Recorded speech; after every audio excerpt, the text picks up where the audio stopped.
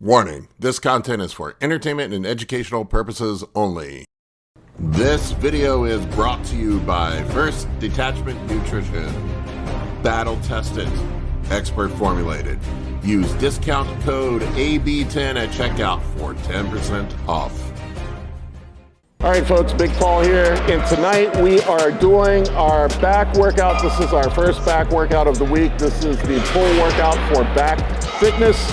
Right now I'm on contest prep. I'm 2.5 weeks out from my show, so this is going to be a bit of a lighter workout than what we normally do, but it's primarily rowing motions. We're going to also get in some biceps with it too, and abs at the end, and we're going to get into it in just 1 second. All right, folks, Big Paul here, and we are doing our first back workout of the week. This is our back thickness workout, which is going to be primarily pulling exercises. On the second back workout of the week, we will do vertical pulling. Today is horizontal pulling, rows, whatever you want to call it, and this is for thickness. I am 2.5 weeks out from my show, so this will be a little lighter than what we normally do, probably a few less sets than what we normally do. But you're going to dig into it and show you all of it in a second. We're going to have biceps in here as well and get some abs in at the end, and let's get started. And first up, we've got the hammer strength underhanded row. I like to do 2 different types of rowing motions when I do my back workout. I usually like to get an underhand row and an overhand row. One of the things with rows I think a lot of people screw up is they pull with their arms. I'm going to demonstrate it on some of the others and not with their back. So you want to keep your elbows in tight when you're rowing and pinch your scapula when you're rowing.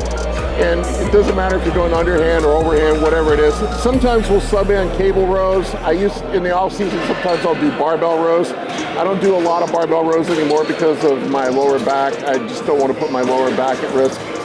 I primarily do machines now, but we're going to start with the hammer strength underhanded row.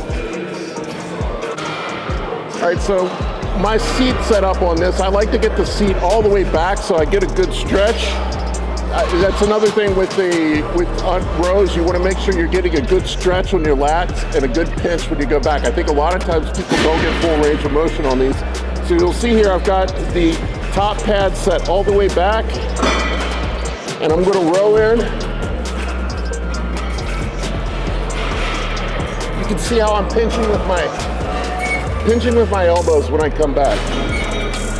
And these are probably going to be somewhere in the 10 to 12 rep range. I'm going to do about 4 or 5 sets of these, and that will be it.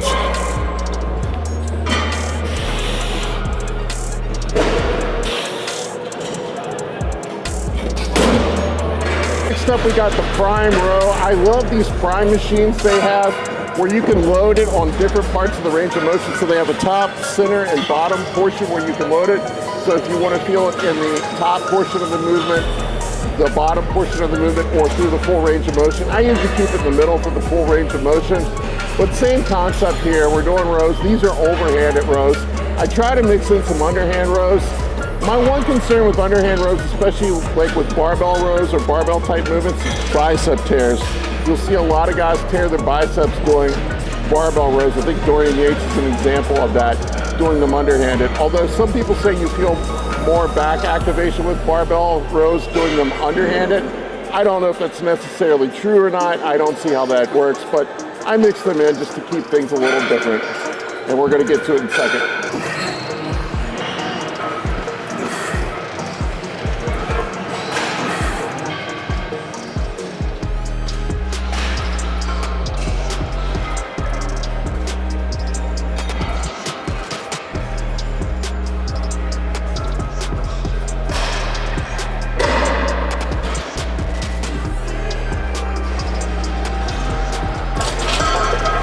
All right, folks, I want to take a quick break from this episode to tell you about the new e-course that Kurt Havens and I have put together, the scientific principles of anabolics and PEDs.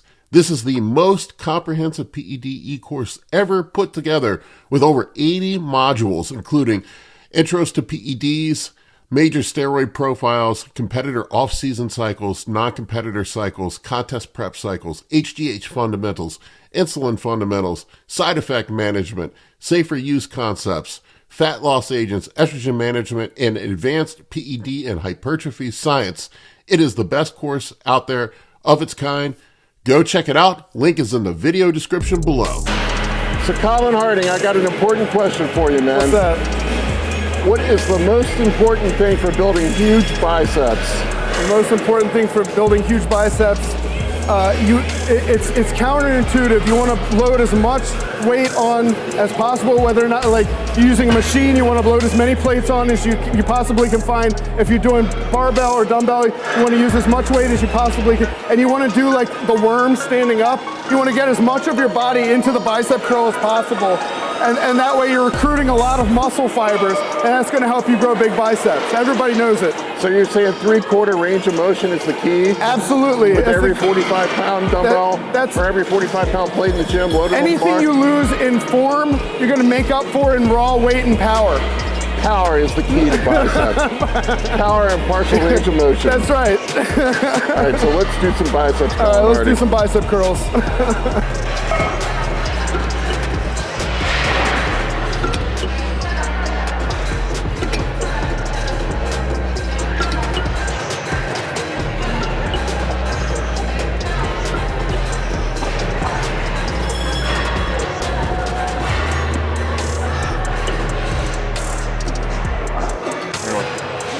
So all kidding aside, folks, the biggest, dumbest, most bro mistake I see in the gym with bicep exercises is loading up as much weight as you can. I used to be guilty of it, so I know firsthand. Everybody asks me how I grew these pipes, and it's counterintuitive. I lightened up my weight, I fixed my form, I started doing full range of motion, and guess what? My arms fucking grew. So one of the things I like to do is machines for biceps versus a traditional preacher curl. And one of the things that you get out of a machine that you wouldn't get on a barbell preacher curl is you have resistance through the full range of motion. If you think about it, on a barbell preacher curl, once you get past the bottom, probably 30% of the motion, once you're halfway, all the load is off the biceps. So there's literally no load or almost no load on the contracted part of the motion. And that's the part that everybody does. They start here and they go up here and they're using a bunch of weight and they're not doing anything to activate their biceps. They're literally wasting their time. It's nothing but a bunch of mental masturbation. It's just stupid. Dumb way to train your biceps. So we're gonna train our biceps correctly today. All right, so like I said, full range of motion, weight we can manage. And I like to do biceps sort of in the 12 to 15 rep range.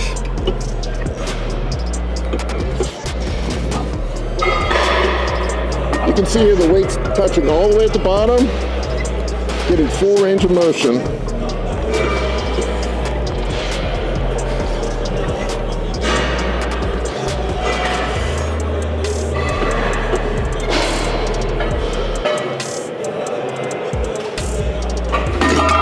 Really that simple. Let me grab my drink. All right, folks. All right, next up we have cable curls. Once again, you'll see a theme here. I like doing exercises where I'm getting tension through a full range of motion, especially for isolation exercises for biceps, arms, things like this. So versus a dumbbell curl where once again you're only going to get tension on that bottom portion of the movement. This, you're going to get tension through the full range of motion. Now, that's not to say I don't do dumbbell curls here and there. We do, and we will do some easy curl bars here and there. But for the most part, I like cables and machines for arms where you're getting tension through the full range of motion. I think there's some crappy-ass Justin Timberlake or NSYNC playing, but whatever it is. Hopefully, we can drown it out with some music and post-production, but it's hard to get motivated to this crap. So, anyway, I would prefer some dying fetus or Lamb of God, but we'll try to get motivated with this. So cable curls, tension through the full range of motion.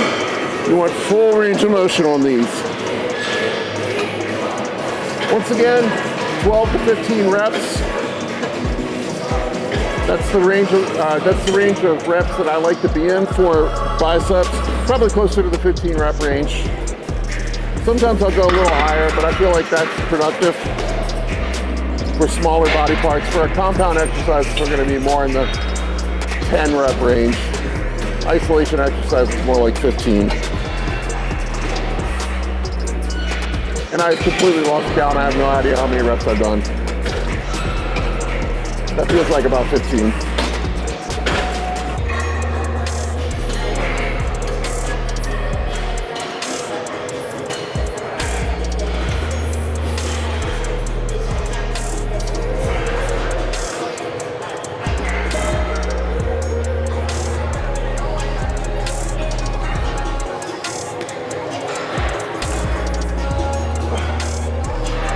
Last but not least, we have abs, and I do abs on my back day.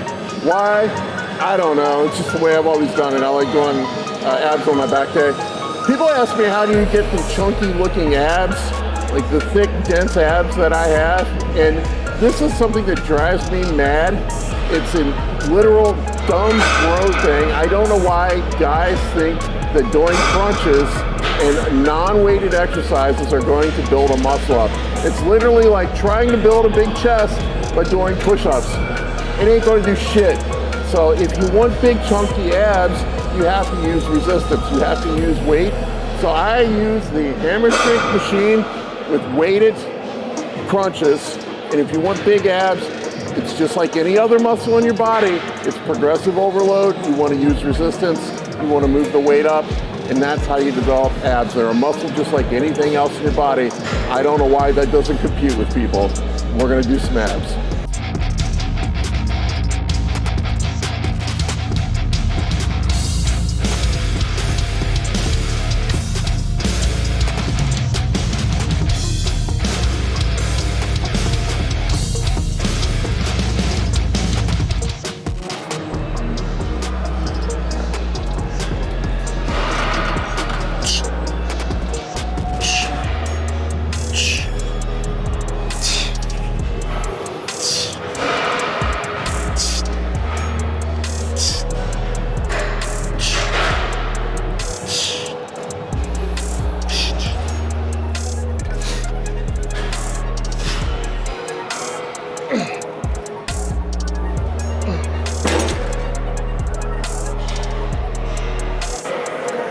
All right, folks, and that's a wrap. I'm here. I got the shop gym, whatever the fuck these are behind me, angel wings, butterfly wings. I don't know what the hell they are. All I know is the girls like it. They like to pose in front of it and take pictures in front of it. I'm just gonna call them chicken wings.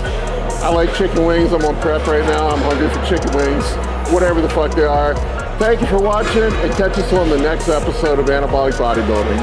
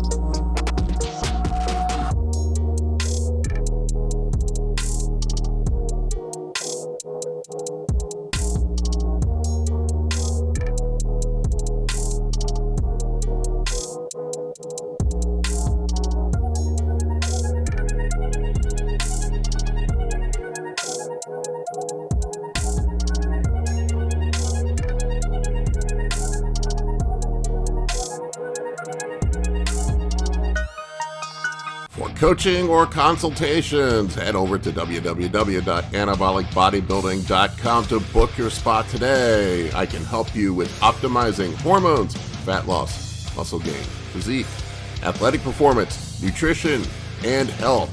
For more information, shoot me an email at bigp3rd@gmail.com.